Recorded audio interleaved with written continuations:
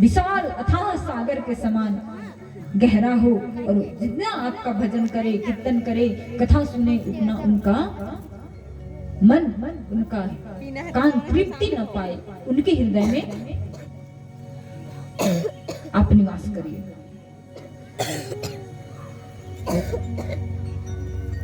और कहते हैं जिनका आंख आपके दर्शन को लालायित हो, उनके हृदय में निवास करिए।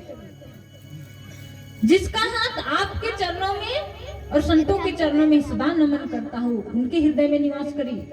जिनका पांव आपके दर्शन को हमेशा जाता हो, उनके हृदय में निवास करिए। जिनका सर आपके चरणों में झुकता हो, उनके हृदय में निवास करिए।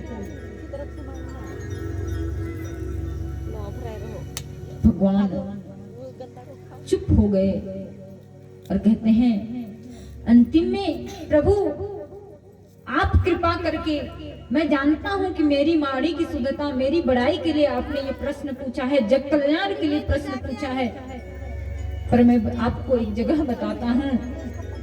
चित्रकूट गिरे करहु निवासा, तहाँ तुम्हारा सब भांति सुपासा।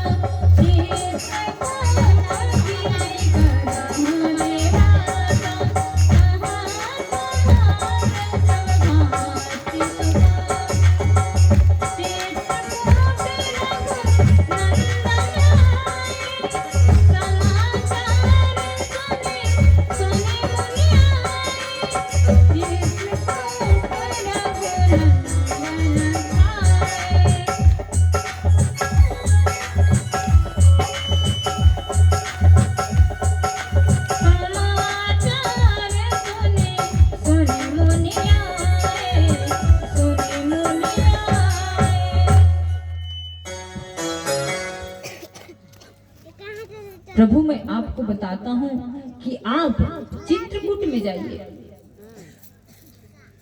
चित्रकूट महर्षि अत्रि और माता अनुसुईया का आश्रम है, और वहां पे माता अनुसुईया अपने तप के बल पे मां मंदाकिनी को प्रकट किए हुए हैं। आप वहां निवास करिए, आपके लिए वो सब प्रकार से सुख और लाभदायक होगा।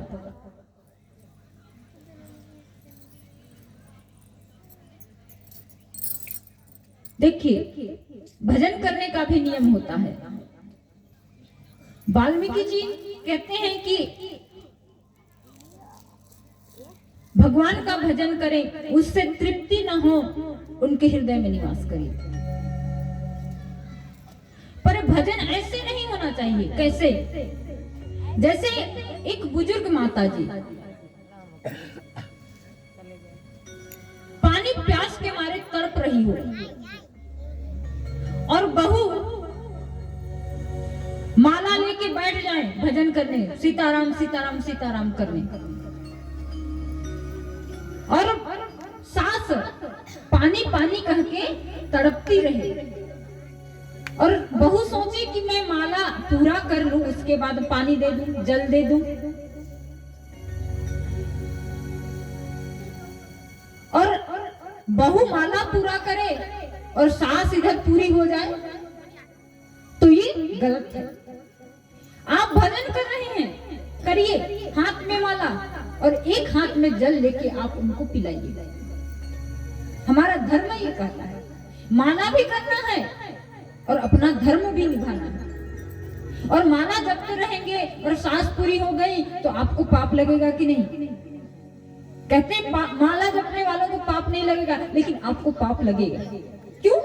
माला के जगह यदि आप माला छोड़कर सास को जल पिलाकर उनका प्राण बचाते, तो ये सबसे बड़ा धर्म होता है। इसीलिए हमारे बहुओं से भी प्रार्थना है कि यदि कोई सास कष्ट में हो तो उनकी सेवा करिए, ससुर कष्ट में हो उनकी सेवा करिए, भजन भी करिए। भजन ये नहीं कह रहा कि आप 2 घंटे बैठ जाइए और भजन करते रहिए। मुख में भगवान नाम चलते रहे, आदत बनाइए, मुख में भगवान नाम चलते रहे और काम भी करते रहिए। श्री हनुमान जी को आप देखिएगा, जहां भी वो विराजमान हैं, श्री पंचमुखी हनुमान जी हैं। आप सभी देखे हैं, एक हाथ में गदा लिए रहते हैं, एक हाथ में द्रोणगिरी पर्वत उठाए रहते हैं।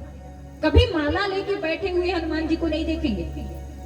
चित्रपट चाहे किसी चीज में माला लेके उनको बैठे हुए नहीं देखेंगे। क्यों?